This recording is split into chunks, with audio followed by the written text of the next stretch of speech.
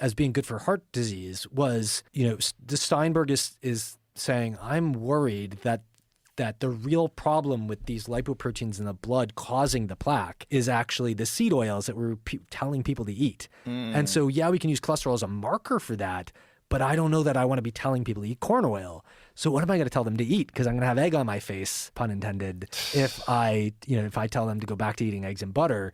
So olive oil is this happy middle ground where maybe we can consume olive oil to our heart's content, and it's not going to create the tissue damage that drives the plaque, but it's also not going to ramp up the cholesterol. And so we can just navigate the middle that way. The reason that no one appreciates this is because medicine thinks in binaries. So I have this saying, all medical diagnoses are false, but some are useful. And I take this from a saying in statistics, which is all models are false, but some are useful. And what that is an appreciation that once you impose a model on the data, you're now biasing it towards the way you think about it. And, so it's a reality distortion filter to make the data more usable.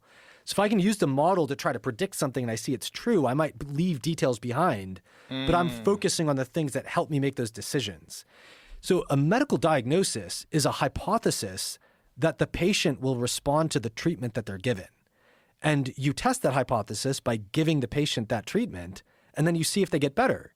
And if they don't get better, you take them off the treatment. That's why, some things, people just stay on the drug they're put on. But look at how they treat depression or epilepsy.